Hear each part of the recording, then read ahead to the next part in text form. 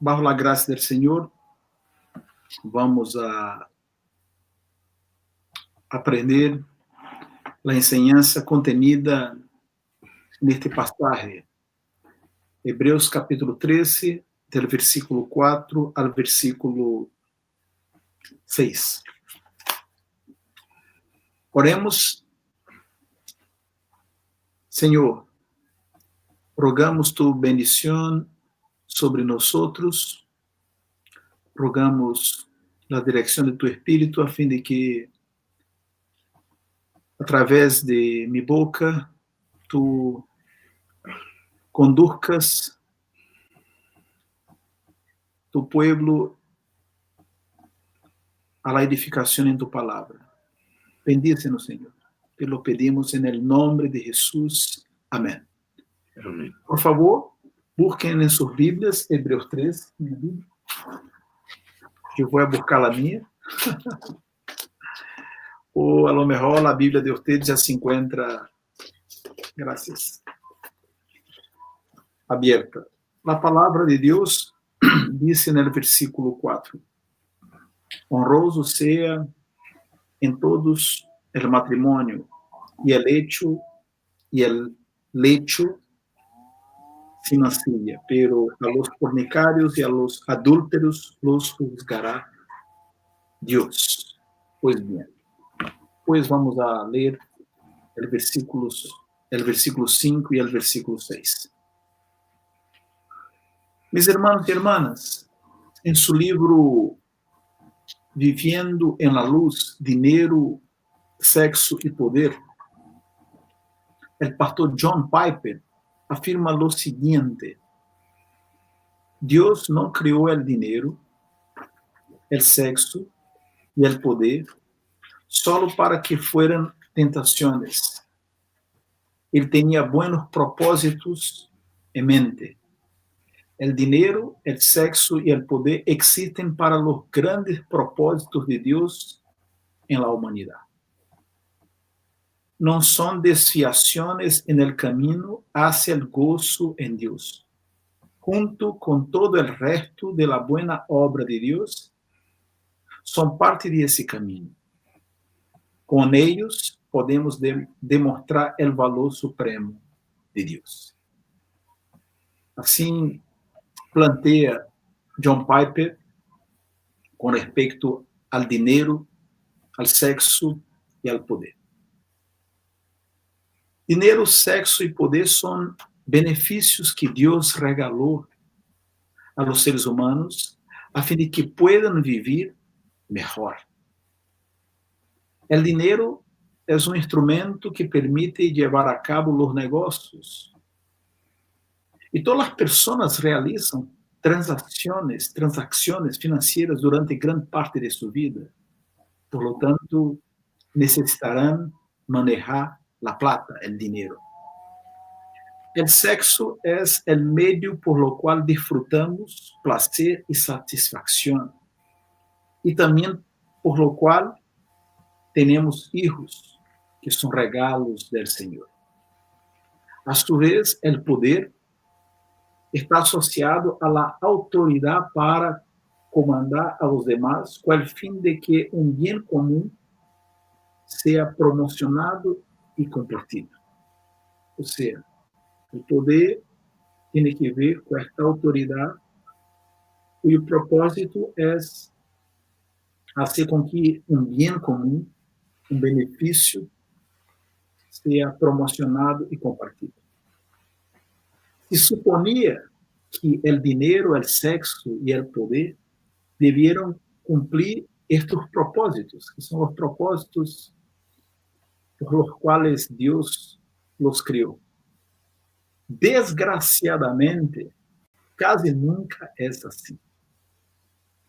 Debido a nuestra condición caída, o sea, producto del pecado que ha contaminado a toda la humanidad, muy frecuentemente el dinero, el sexo y el poder son usados de forma egoísta e irresponsable, transformándose en ídolos que roban el lugar que solo pertenece a Dios en la vida de los seres humanos. É uma triste realidade. Os seres humanos han corrompido, han distorsionado o propósito do dinheiro, do sexo e do poder. Estes três tópicos, dinheiro, sexo e poder, estão bem presentes neste capítulo 13 de Hebreos. Os destinatários da epístola estavam bajo a pressão e as persecuções de aqueles que exerciam o poder político e religioso a la sazón.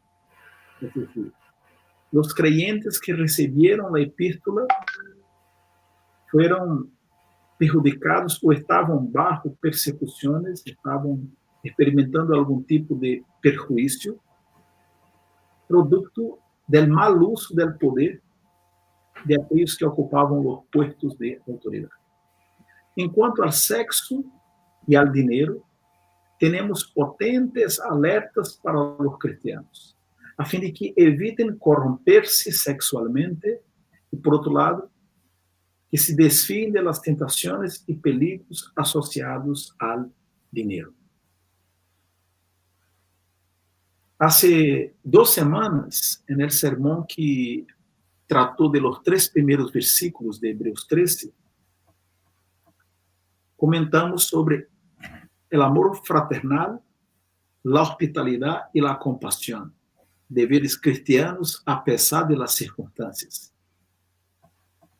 Hoje veremos os deveres que têm que ver com o sexo e o dinheiro, en el âmbito de la santificação personal.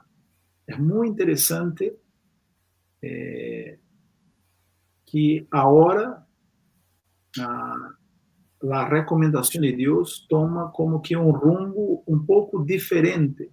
Não me refiro ao propósito, sino que a perspectiva, porque os 3 primeiros deveres que hemos estudado e visto, o amor fraternal, a hospitalidade e a compaixão, tem que ver com atitudes nuestras hacia los demás. Agora, em relação ao sexo e ao dinheiro, por supuesto que, de alguma maneira, o sexo e o dinheiro também se relacionam ou têm que ver com outras pessoas, pero há um ênfase em la responsabilidade, em el autocontrole, em el domínio que cada um deve exercer em estas áreas de suas vidas. Veamos, pues, o que o texto nos ensina com respeito ao sexo e ao dinheiro em el marco señalado de los deveres cristianos a pesar de las circunstâncias. Es decir, hoje vamos a ver a segunda parte de los deveres cristianos. Antes de comentar os deveres del dia sobre o sexo e o dinheiro, recordemos algo importante. Em vista que nem todos que estão escutando este sermão acompanharam o sermão del dia 30 de agosto, que tratou de los primeiros versículos deste capítulo. Esta epístola a los hebreus foi escrita para creyentes que estavam bajo amenazas, persecuções e sofrimento. De hecho, alguns de ellos deviam estar encarcelados quando esta carta foi redactada. Suas páginas não deixam dúvida de quienes eram os destinatários, judíos convertidos, es decir, pessoas que haviam deixado o judaísmo e agora pertenciam à igreja cristiana. Viene de aí o nome da epístola, Hebreus. O autor nos recuerda que, apesar de las circunstâncias difíceis, não estamos desobrigados de cumprir a vontade do Senhor. Se trata de uma epístola cujo propósito é animar, oferecer aliento a los creyentes que se encontravam bajo pruebas e pressão. Hermanos, vale a pena mantener-se firmes en el camino de Deus, em obediência a Jesus, o autor e consumador de nossa fé. E nesse marco, o autor sigue sua exortação e do versículo 4 ao versículo 6, como já hemos comentado, o autor nos amonesta sobre 2 deveres. O primeiro dever é evitar a imoralidade sexual, que aparece acá no versículo 4. Nuevamente vamos a ler: honroso sea en todos el matrimonio y el lecho sin mancilla, sin mancha, pero a los fornicarios y a los adúlteros los juzgará Deus. Em la época em la qual esta epístola foi redactada, primeiro ciclo de la era cristiana, esta foi uma época muito difícil, porque existiam a menudo guerras, pestes ou enfermidades, pandemias, violência, hambre, e era relativamente comum encontrar pessoas viúvas, pessoas que já não tinham consigo a presença do esposo ou da esposa. É muito revelador notar uma frase que aparece no capítulo que mais habla, que mais trata do matrimônio no Novo Testamento. O capítulo que mais entrega instruções com respeito ao matrimônio no Novo Testamento inteiro é o capítulo 7 da primeira carta aos Coríntios. E neste capítulo, no versículo 26, aparece uma frase muito interessante. Pablo menciona a necessidade que apremia. A Bíblia Nova Versão Internacional é mais clara que a Reina Valera. Em vez de dizer a necessidade que apremia, a Nova Versão Internacional diz a causa de la crisis actual.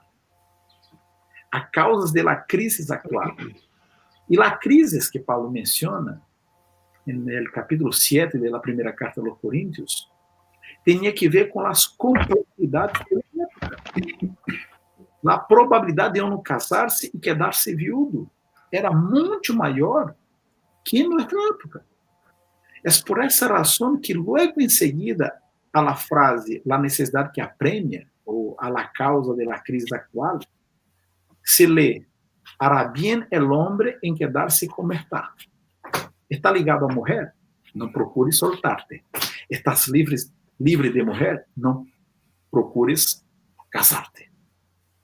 É decir, Pablo, quando escreveu a primeira carta aos Coríntios, escreveu na mesma época da Epístola aos Hebreus, na época em que a Epístola aos Hebreus foi redactada, aunque não sepamos quem foi o autor de Hebreus, pero são epístolas como as demais redactadas na mesma época, tinha presente que aquele era um tempo muito complexo, de tal maneira que os que estavam casados que não se separaram de suas parejas, e os que estavam solteiros, melhor seria não casar-se. Por quê?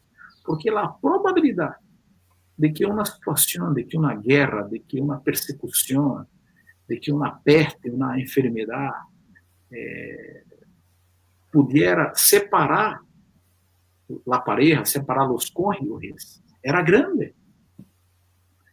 E, además de las complexidades sociais, militares, políticas do Novo Testamento, da época do Novo Testamento, havia a imoralidade própria do mundo antigo. Era outra ameaça ao matrimônio, ou outro adversário do matrimônio. No capítulo 1 de Romanos, é impressionante o que Paulo descreve com respeito à sociedade antiga, à sociedade do primeiro ciclo. As palavras de Paulo em Romanos 1 são palavras muito claras. Paulo menciona, escutem alguns versículos, o seguinte: por lo qual também Deus los entregou a la imundícia em las concupiscências de seus corações, de modo que deshonraram entre si seus próprios corpos. E a continuação, Pablo menciona que, estando atestados de toda injustiça, fornicação, perversidade, avarícia, maldade, llenos de envidia, homicídios, contiendas, enganos e malignidades, murmuradores, detractores, aborrecedores de Deus, injuriosos, soberbios, altivos, inventores de males, desobedientes a los padres, necios, desleales, sin afecto natural, implacables, sin misericordia, quienes, habiendo entendido el juicio de Dios, que los que practican tales cosas son dignos de muerte, no solo las hacen, sino que también se complacen con los que las practican. Es decir, entre los pecados que Pablo nombra en la primera, en Romanos capítulo 1, Pablo menciona la homosexualidad, el homosexualismo, el adulterio, la promiscuidad. Entonces, la sociedad del Nuevo Testamento, la sociedad en la cual la iglesia estaba insertada, era uma sociedade muito corrompida, muito imoral, de tal maneira que, además de las complejidades políticas, sociais, de las guerras, de las pandemias, outra ameaça para a instituição do matrimônio era a imoralidade pagana. Outro peligro, outro adversário, como se não foram suficientes estes dois já mencionados, tem que ver com as heresias, com as falsas enseñanças que ameaçavam também a Igreja de Deus.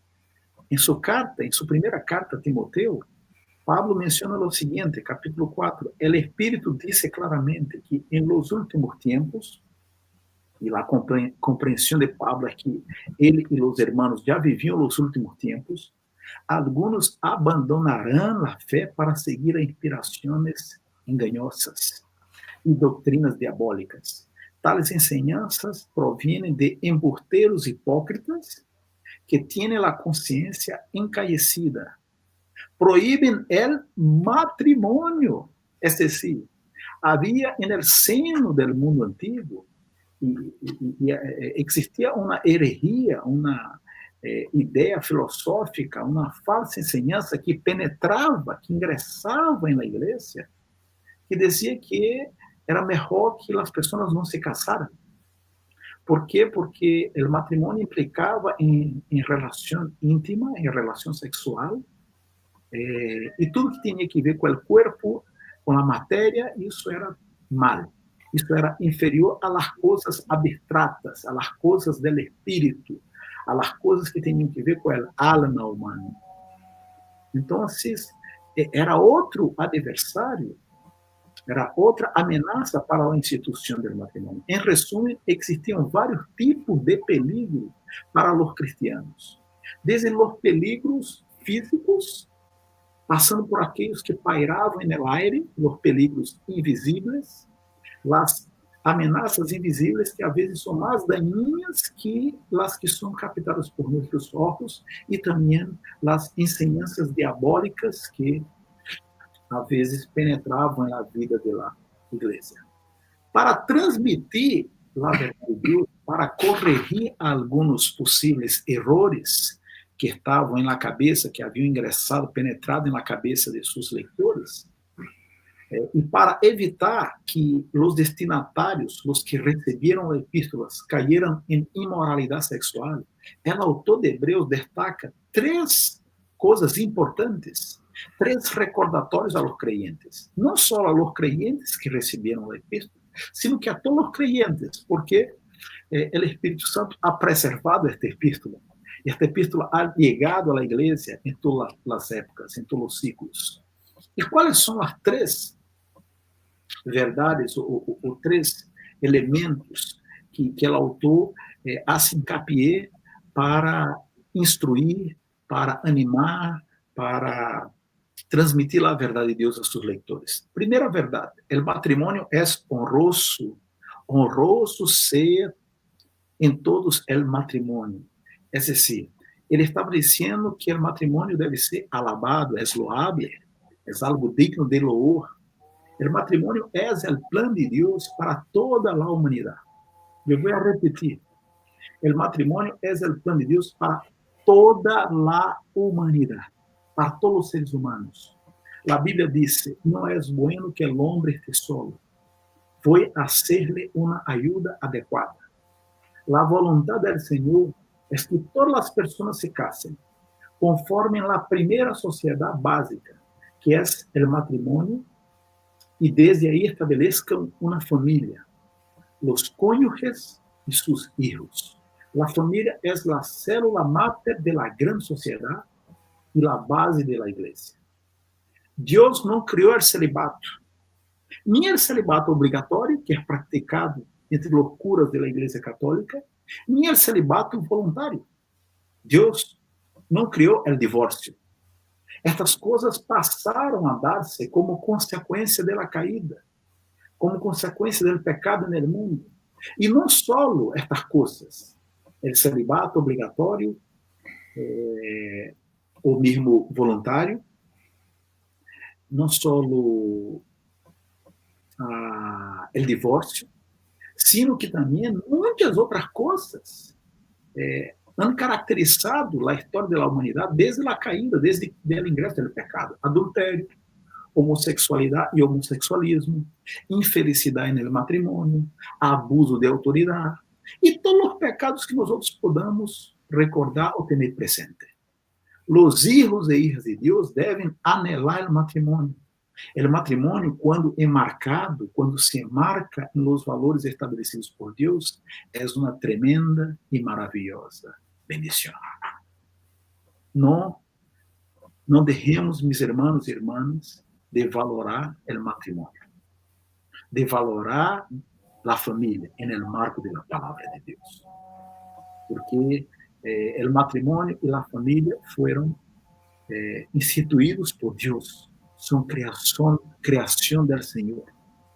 E quando o matrimônio e a família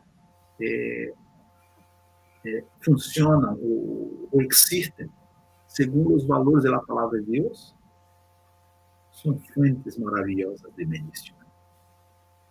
Pero há uma segunda verdade com respeito ao dever enquanto a imoralidade, a evitar a imoralidade sexual. O matrimônio exige que a intimidade sexual seja pura. A segunda frase do versículo 4, e el lecho sin mancilla, sin pecado, sin mancha. A palavra lecho, no texto, é um eufemismo, é um sinônimo, é um recurso literário para descrever o acto sexual dentro do matrimônio. O sexo é uma bendição dentro do matrimônio, pero antes do matrimônio e fora do matrimônio é uma desgraça. Les vou dar um exemplo. Imaginem a seguinte situação: uma pessoa é invitada para uma rica comida, para um rico almoço. Está chegando aí o 18, verdade? Um 18 um tanto raro, porque em meio a uma pandemia que ha desencarrado, ha complicado a vida de todos, pero imaginemos em situações comuns, sem pandemia, sem COVID-19, que alguém invita uma pessoa para uma rica comida, um rico almoço. E aí a pessoa chega na casa da pessoa que lhe invitou e conversa e pica algo, certo? E aí toma assento porque chegou a hora da comida, do almoço. E a pessoa que é invitada está na mesa esperando o prato principal e aí chega o dueño da casa e sirve o postre. Em vez de servir primeiramente o assado, certo? A longaniza, o costillar ahumado, sirve o postre. Raro, ¿verdad? Os que descobrem o sexo antes do matrimônio prueban o postre antes do prato principal. Invierten o ordem natural das coisas. Os que praticam o sexo fora do matrimônio pecam contra Deus. Não só contra Deus, pecam contra seus próprios corpos, porque segundo a Bíblia, quando uma pessoa está casada, quando uma pessoa se encontra para o matrimônio, já não é dueña de seu corpo. O corpo do esposo pertence à esposa. O corpo da esposa pertence ao corpo do esposo. Entonces, el adulterio es un pecado contra Dios, contra el propio cuerpo, porque uno traiciona a sí mismo, contra el cónyuge, contra los padres y amigos del cónyuge y contra el juez que presenció la ceremonia civil. Es un pecado grave, y que deja muchas secuelas o consecuencias. Pero hay un tercer princípio, uma terceira verdade, nesse marco do dever cristiano, que devemos observar a fim de evitar a imoralidade sexual, que é o seguinte: Deus juzgará a fornicários e a adúlteros, pero a los fornicários e a los adúlteros los juzgará Deus. Porque lo que os seres humanos hacen a la escondida ou de forma secreta, aquilo que não é descoberto, que não é notado por os demais seres humanos, isso não escapa aos olhos de Deus.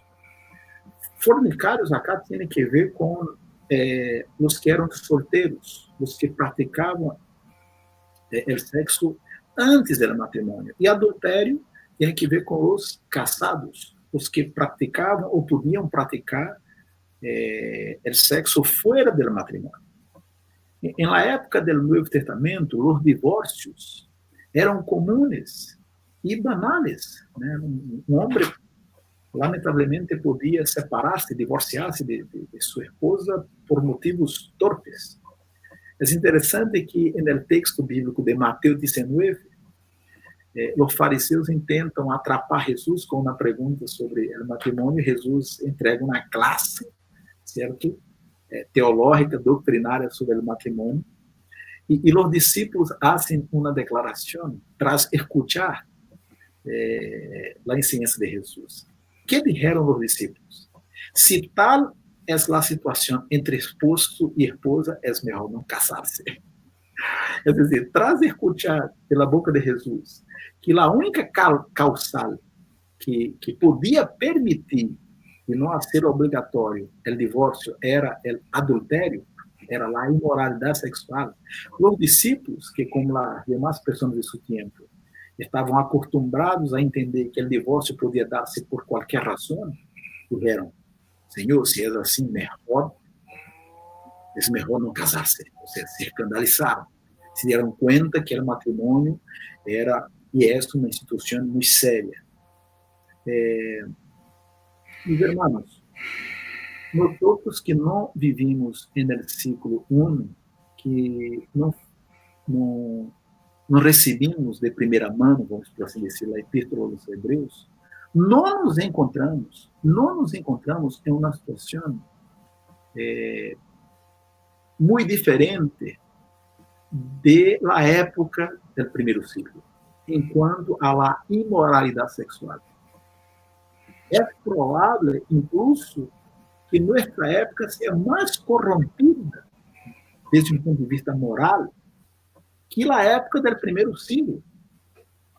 O matrimônio ha sido atacado e ha enfrentado, conhece e enfrenta muitos inimigos.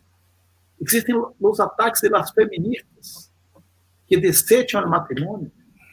Existem os ataques das minorias de esquerda, que atacam o matrimônio e que atracam o matrimônio, por supuesto, entre o homem e a mulher, mas defendem a união entre pessoas do mesmo ciclo, do mesmo sexo.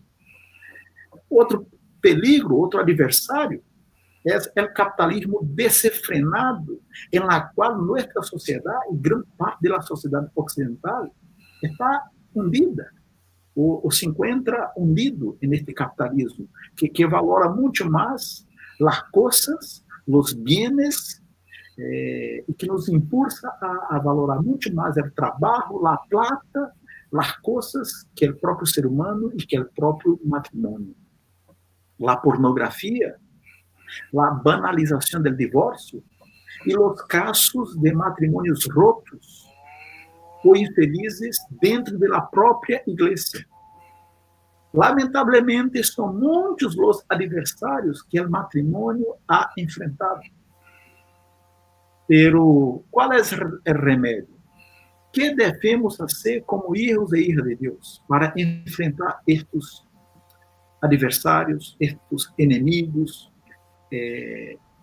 estes ataques que han sido organizados por Satanás e que lo lleva a cabo através de muitos meios ou recursos? Devemos exponer a verdade de Deus sobre o matrimônio. Ante o erro ou ante o erro, nós outros devemos apegar-nos à verdade de Deus. Dizer, não, a palavra do Senhor diz assim, este é nosso marco, esta é nossa fortaleza, esta é a base de nossa vida. Acá temos nosso manual de fé, nossa única regra de fé e conduta. Además de exponer a verdade de Deus, viver a verdade de Deus. Não só exponer, porque os fariseus da época de Jesus, certo? Eles exponiam e falavam muito bem, muitos de eles, com respeito às doutrinas da palavra de Deus, pero eram como sepulcros blanqueados, se não me equivoco,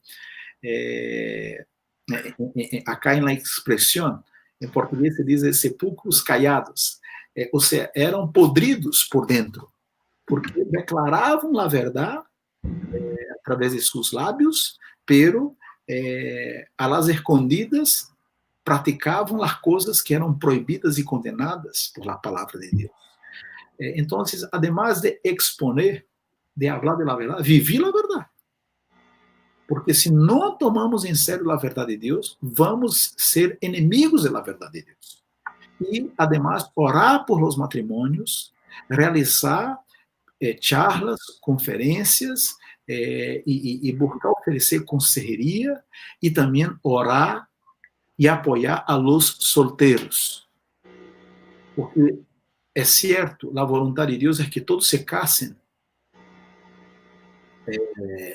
pero também é uma verdade, é um hecho, de que, devido a uma série de problemáticas e circunstâncias, os tempos não han sido fáceis para que uma pessoa, um hijo ou hija de Deus, encontre, ubique alguém com quem pueda assumir este santo e sagrado compromisso do matrimônio. Nós devemos orar, apoiar, certo? E não fazer chistes, comentários jocosos com respeito a los solteiros, porque esta é uma condição que amerita todo nosso cuidado, atenção, oração e apoio para que estes irmãos sejam bendecidos por Deus mientras estén solteiros. E se não sucede de que encontrem alguém, sigam tendo a Deus como sua fortaleza, como sua base, como sua roca. Porque a avarícia, literalmente significa amor al dinheiro. O texto sigue e diz: contentos com o que tenéis agora. Porque ele diz: não te desampararei, não te deixarei. De maneira que podemos dizer confiadamente: el Senhor é meu ajudador. Não temerei lo que me pueda hacer el hombre. La avaricia es el amor al dinero. El gran problema de la avaricia, del amor al dinero, es que, según Jesús, ningún siervo puede servir a dos señores. Porque o aborrecerá al uno y amará al otro, o estimará al uno y menospreciará al otro. No podéis servir a Dios y a las riquezas, afirmou nuestro Señor Jesucristo. Pablo nos aclara, em sua primeira carta a Timoteo, capítulo 6, versículo 10, o seguinte: el amor al dinero es la raíz de toda clase de males. Por codiciarlo, algunos se han desviado de la fe y se han causado muitíssimos sinsabores. Há um pastor em Brasil que se chama Hernández Dias Lopes, que disse o seguinte sobre o dinheiro, sobre a avarícia: el dinheiro é mais que uma moneda, é um espírito. Vou repetir: el dinheiro é mais que uma moneda, é um espírito, um Deus, é mamón. Nadie puede servir a Dios y al dinero. Es el dueño de esclavos más poderosos del mundo. El problema no es tener dinero, sino ser propiedad de él. El dinero es un buen empleado, pero un malísimo jefe. No es pecado ser rico. La riqueza es una bendición. Es Dios quien nos da la sabiduría para adquirir la riqueza. El problema es poner el corazón en la riqueza. La raíz de todos los males no es el dinero, sino el amor al dinero, afirma el pastor Hernández Díaz López. ¿Y cuál es el remedio contra la avaricia? Porque la avaricia no es una tentación, un peligro solamente para los que tienen riquezas o que son ricos, según la clasificación de la sociedad. La avaricia es una tentación para todos. El dinero es un problema tan serio, tan potente, que las personas pelean cuando hay mucho dinero, las personas pelean. Y cuando hay poco dinero, las personas también pelean. Es decir, independiente de la cantidad de plata, el dinero siempre va a atraer y generar ciertos conflictos. ¿Y cuál es el remedio recomendado por la palabra de Dios? Porque la palabra de Dios no solo señala o nos informa con respecto a los problemas, a las tentaciones, a las amenazas, sino que también nos entrega la fórmula, el remedio. El remedio es el contentamiento. Dice acá, sean vuestras costumbres sin avaricia, contentos con lo que tenéis ahora. Una buena definición de contentamiento cristiano es la que nos entrega el apóstol Pablo, que afirmó lo siguiente, que nada trajimos a este mundo y nada podemos llevarnos. Así que si tenemos roupa y comida, contentémonos con eso.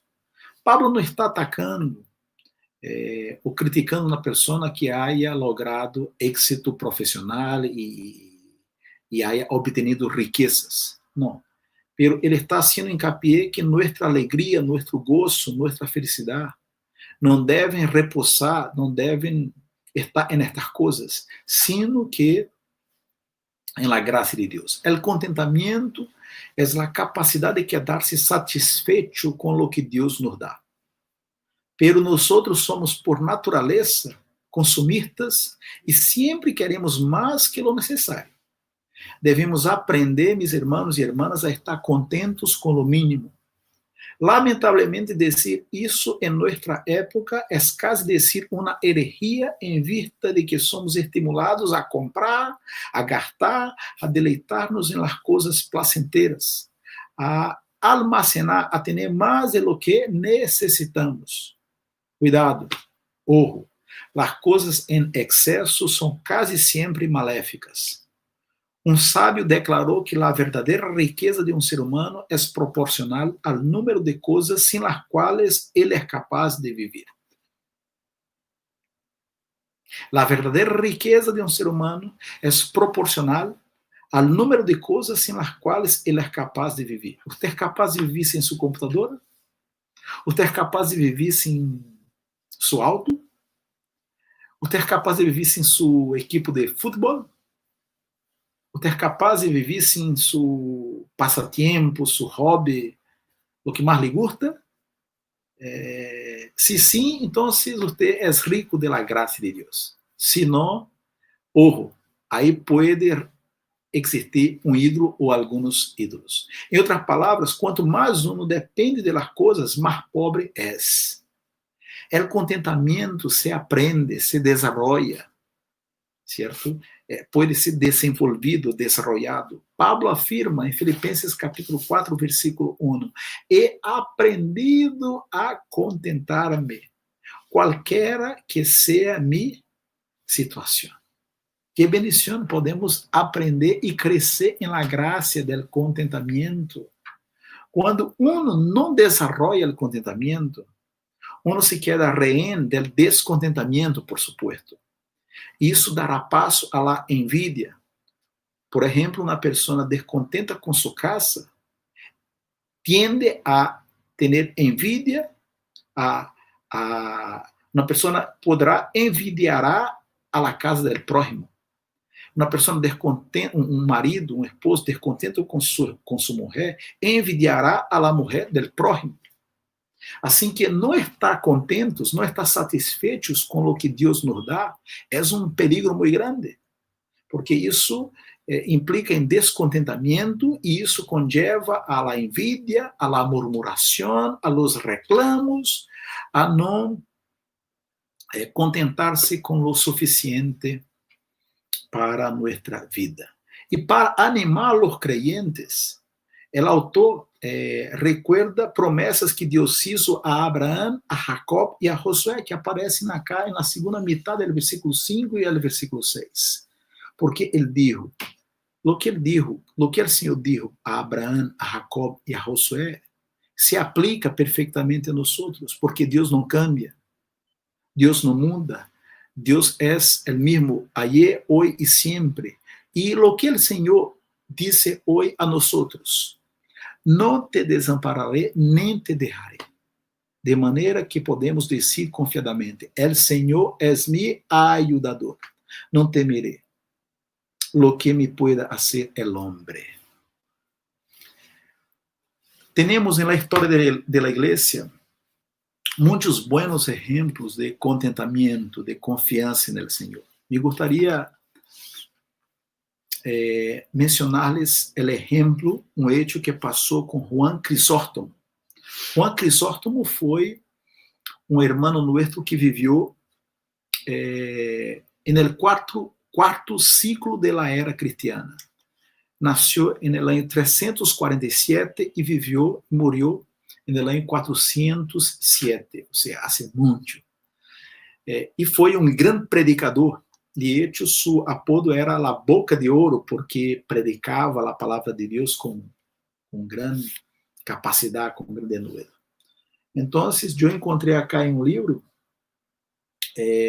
um hecho relacionado a Juan Crisóstomo. Vou tentar traduzi-lo do português. Juan Crisóstomo foi apresentado ao imperador romano. E o imperador dijo, te vou a sacar de tu hogar, te vou a sacar de tu tierra. E Crisóstomo respondeu, você não pode hacerlo porque el mundo es la casa de mi padre. El imperador dijo, te vou a matar. Crisóstomo respondeu, isso não está em tu poder, em tu potestad, porque mi vida se encuentra escondida em Cristo. Mi vida se encuentra escondida em Cristo. É decir, Crisóstomo respondeu, você não tem poder para matar-me, porque mi vida existe em Cristo Jesus. Era el imperador lo amenazou e dijo, vou a quitarte, vou a sacarte tudo o que possees. E Crisóstomo respondeu, isso é impossível, porque mi tesouro está em los cielos e mis riquezas estão dentro de mim. Mi tesouro está em los cielos e as riquezas que tenho, que posee, estão dentro de mim.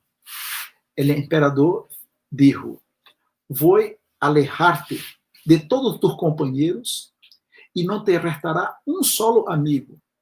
Crisóstomo respondeu, você não pode hacerlo, porque mi amigo divino jamás me abandonará. E finalmente, Crisóstomo desafiou ao imperador, você não pode hacer-me mal algum. Você não pode hacer-me qualquer mal. Crisóstomo, mis hermanos e hermanas, havia desarrollado esta virtude do contentamento. Su coração não estava em las riquezas, em seu hogar, em seus amigos, em sua esposa. Não estava neste mundo. Assim como a pátria e a riqueza de los lectores de Hebreus também não estavam relacionados com este mundo. Assim é também para nós outros irmãos. Não estamos acá desvalorando os amigos, a família, o hogar, os bienes materiais. São bendição do Senhor para nós outros.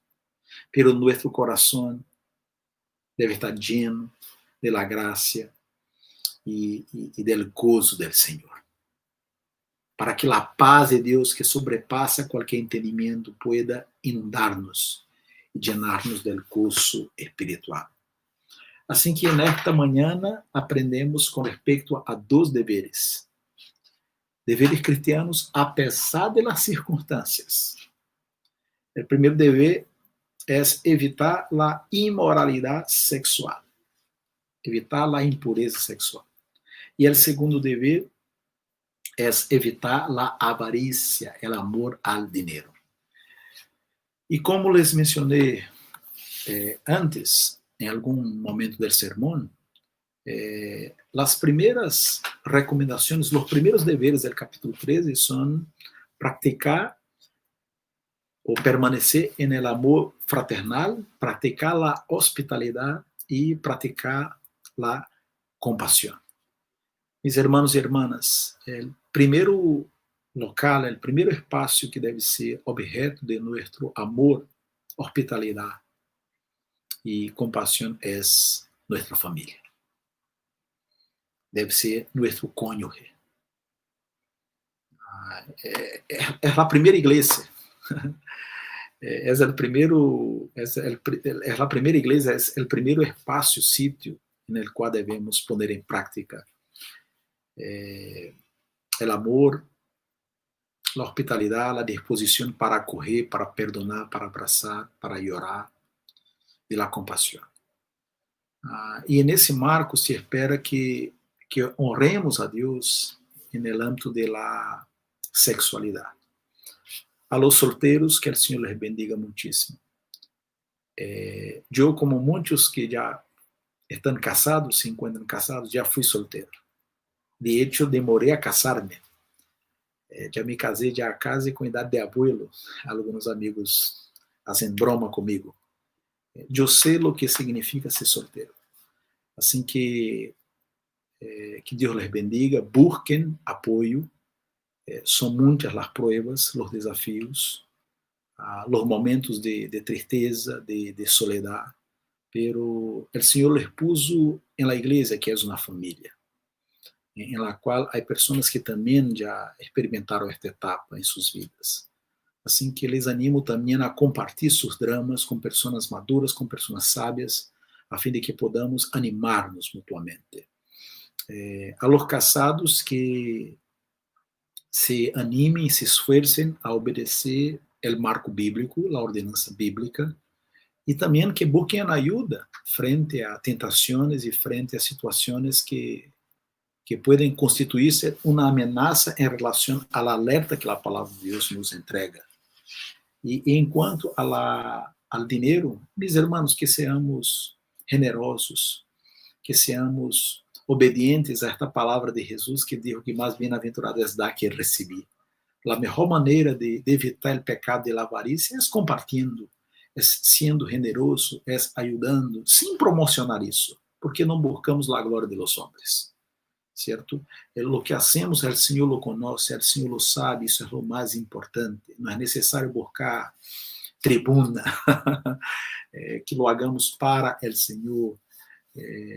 E esta é uma maneira tremenda de evitar que vengamos a incurrir, que caigamos no pecado de la avarícia. Haga donações, aporte, haga ofrendas de amor. E nesta época que hemos vivido, é muito semelhante, a época em que hemos vivido é muito semelhante à época do primeiro ciclo. Há muita gente sem trabalho, há muita gente que está necessitando ajuda material.